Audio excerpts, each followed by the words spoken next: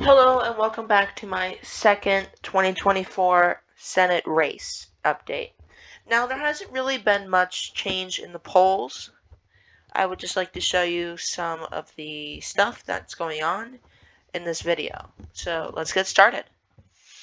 So, on a CNN article, it said that the number one most likely state to flip is West Virginia, and has incumbent Democrat Joe Manchin in the Senate there. It says that West Virginia Senate Joe Manchin has spent much of the past 2 years at the center of the action in Democrat-controlled Senate, blocking some of Biden's most ambitious agenda items. If he runs, Manchin would start the cycle of the most endangered Democratic incumbent, representing a state that backed Trump by 39 points in 2020. That is a major lead, that's a major good lead for Trump, obviously. But yes, that is the most likely state to flip. If we go back to the map, and we would give the Republicans West Virginia, that brings the Democrats down to 50 Senate seats and the Republicans up to 50 Senate seats. But if Joe Biden wins re-election, obviously Kamala Harris is a Democrat, and that breaks the tiebreaker, bringing the Democrats up to 51 Senate seats and the Republicans just at 50. But there's more. The number 2 most likely to flip state is Montana, with incumbent Democrat Jon Tester. It says that Montana Senate Jon Tester has been a top target of Republicans ever since he was first elected in 2006.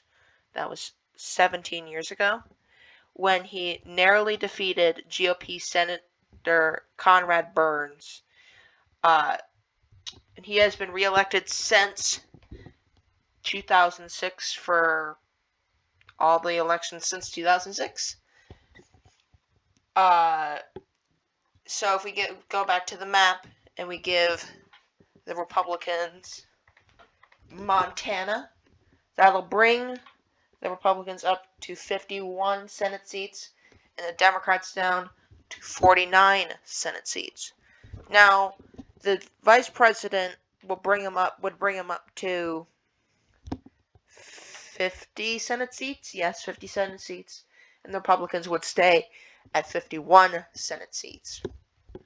Now, the number 3 most likely to flip state is Ohio, with incumbent Democrat Sherrod Brown. Unlike Manchin and Tester, 3-term Ohio Senator Sherrod Brown has already announced he will run for re-election in 2024. Brown is the only Democrat to win a non-judicial statewide race in Ohio ever since over the past decade. That's obviously very long. He managed in 2016 nearly a 7-point win.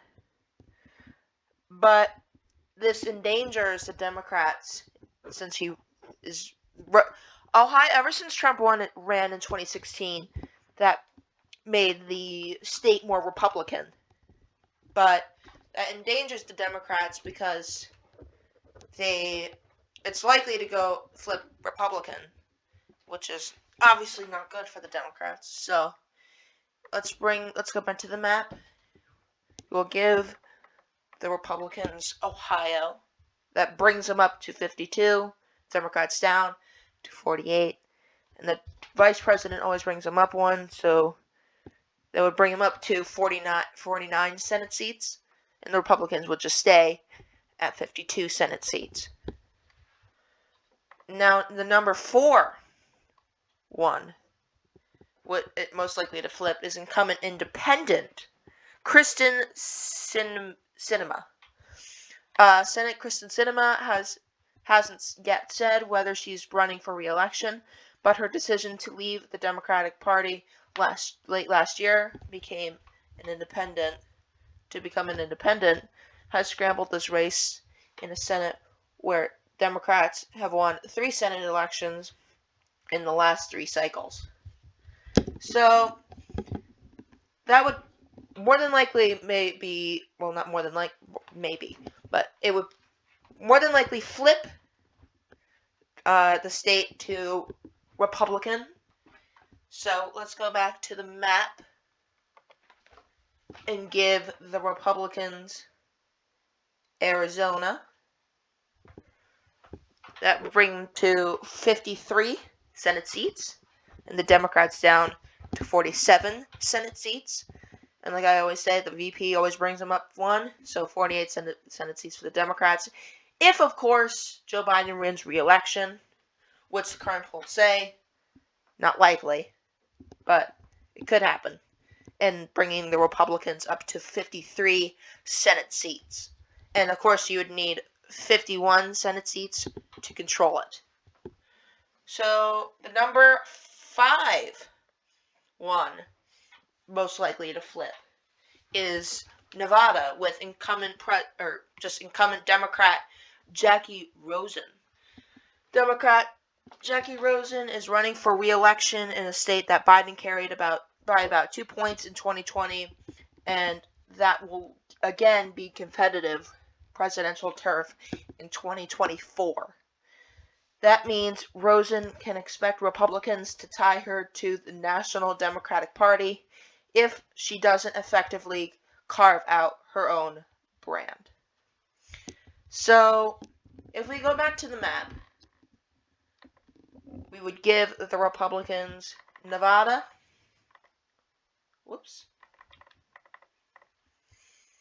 That brings them up to 54. That's over 3 seats that are needed to win the Senate. And that brings the Democrats down to 46 Senate seats. But next, the most likely to flip is Wisconsin with incumbent Democrat Tammy Baldwin. And it says a few states have such politically divergent senators as Wisconsin, where progressive Democrat Tammy Baldwin is up for a 3rd term in 2024, and conservative Republican Ron Johnson won re-election last fall by 1 point. Baldwin, the first out LGBTQ member of the Senate, has demonstrated an ability to win in a closely divided state. She won re-election in 2018 by 11 points in a strong year for the Democrats. So, as this article says, it's likely to flip Republican. So we would go back to the map, give Wisconsin to the Republicans. That just right there, that's a landslide right there, as you can see.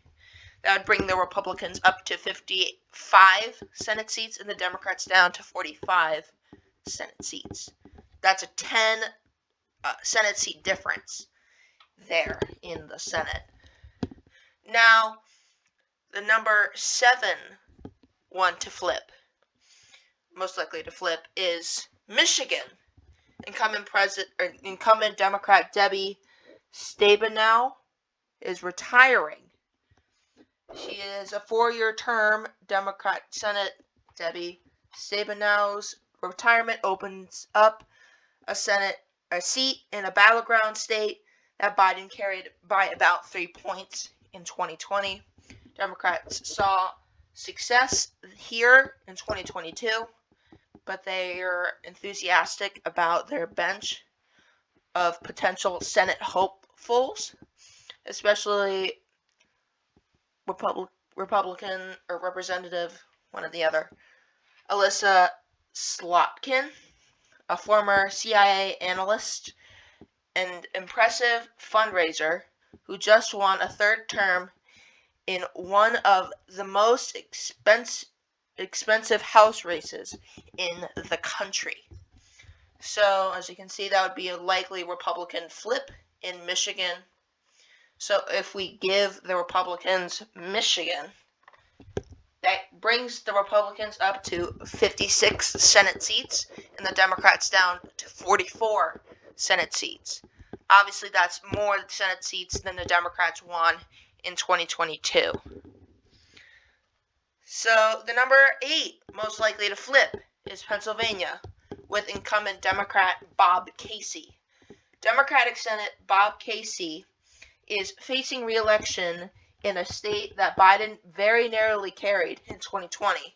Since then, Democrats flipped an open Senate seat here, and Casey, a former Senate or state auditor, general, and treasurer,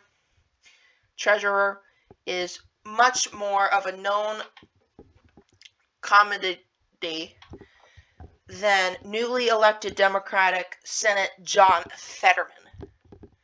So, when he was reelected in 2018, he by 13 points. That's a big margin. So, let's go back to the map. Give the Republicans Pennsylvania. That's just a landslide. That's just a humongous landslide.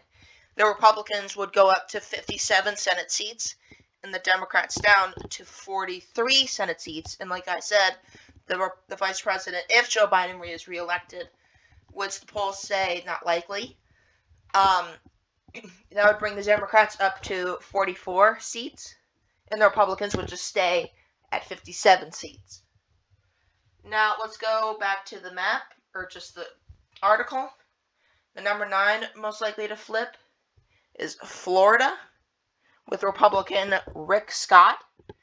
There is a sharp drop-off in competitiveness once you get past the top 8 races on our list. Florida, once a perennial battleground state, has shifted toward Republicans in recent years. Governor Ron DeSantis and Senator Marco Rubio both scored commanding re-election victories last year. Democrat Val Demings was a top-tier recruit who raised gobs of money and still lost to Rubio by 16 points. That is a humongous margin in Florida there. So let's go back to the map. As the article said, that would likely flip Democrat. Whoops. And that would bring the Republicans down to 56 Senate seats, still allowing them to maintain control of the Senate, and the Democrats up to 44 Senate seats. And then the number 10 most likely to flip is Texas, incumbent Republican Ted Cruz. In 2018, Democratic Representative Republican, Beto O'Rourke generated national headlines and astronomical fundraising totals, but still came up more than 2 points short against Texas Senator Ted Cruz. While Cruz is seen as a potential 2024 presidential candidate, he focuses for now appears to be on seeking a 3rd term. So let's go back to the map. That would be a Democrat flip for Texas. That would bring the Republicans down to 55 Senate seats and the Democrats up to 45 Senate seats. But that's number 10, which is it's not likely to happen, so I would just make it a toss-up. Whoops. Just a toss-up state. So that would bring the Democrats down to 44 Senate seats. The vice president would bring them up to 45 seats, and the Republicans would just stay at 55 Senate seats. And the Republicans would get back control of the Senate that they did not win in 2022 or 2020. That would be a humongous win for the Republicans if they were to get those seats. Thank you for watching this video. I hope you enjoyed. Stay tuned till next time. Bye.